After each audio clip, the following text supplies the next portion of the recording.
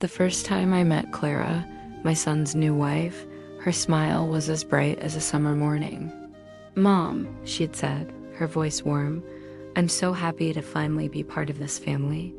I was a widow, and my son Mark was my whole world.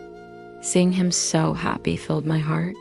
When they moved in with me to save for a house, I thought it was a perfect plan. Our home, once quiet and lonely, was suddenly filled with laughter. Clara was attentive, always bringing me tea, asking about my day. I trusted her completely. I even gave her a spare card to my main account for groceries and emergencies. It felt like I hadn't just gained a daughter-in-law. I gained a daughter. It started subtly. A small, unfamiliar charge here and there. I'd ask, and Clara would have a ready explanation. "Oh, that was for that new organic market, Mom. A bit pricey, but so much healthier." I'd nod, wanting to believe her, pushing my doubts aside, but the discrepancies grew larger, more frequent. One day, a bank alert for a $500 withdrawal from an ATM across town popped up on my phone at 2 a.m. My heart sank. I knew Mark was asleep next to me, having come home late from a work trip. I crept into their room. Clara wasn't there. The truth hit me like a physical blow. She wasn't just careless. She was lying. She was stealing from me. My first instinct was to scream, to confront her. But something held me back. I needed proof, undeniable proof, so Mark couldn't be swayed by her tears or her smiles. For the next 2 weeks, I became a detective in my own home. I meticulously documented every suspicious transaction. I printed bank statements, highlighted the withdrawals from casino ATMs, and cross-referenced them with the times she claimed to be at a yoga class or meeting a friend. The evidence piled up, a monument to her deceit. Each piece of paper felt like a betrayal, a stud to my heart. The woman who called me Mom was draining my life savings, the money my late husband and I had worked our entire lives for. The laughter in our house now sounded hollow, her kindness a cruel performance. The day of reckoning was a Sunday.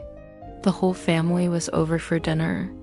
I waited until everyone was settled, the air thick with the aroma of roast chicken and the murmur of happy conversation. I took a deep breath and stood up. "I have something to say." The room fell silent.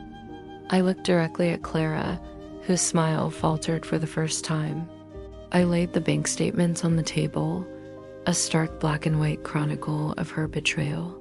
"Clara," I said, my voice shaking but firm, "can you explain this?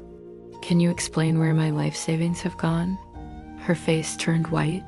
She stammered, looking at Mark with pleading eyes. But the evidence was overwhelming. The dates, the times, the locations, it was all there. Cornered, Clara finally broke down. The confession tumbled out between sobs, the gambling, the debts, the lies that spiraled out of control. The silence that followed was deafening. My son Mark looked as if his world had just crumbled. The pain in his eyes was something no mother ever wants to see. That night, he made the hardest decision of his life. There was no coming back from this level of deception. The divorce was quiet but swift. It's been a year since that day. Rebuilding has been slow. The financial loss was significant, but the emotional toll was heavier. Mark and I have worked together, not just to recover the finances, but to rebuild our trust, our little family of 2. Her smile was a mask, but my son's love is real. And together, we are moving forward, stronger and more careful than before. Thank you for listening to my story.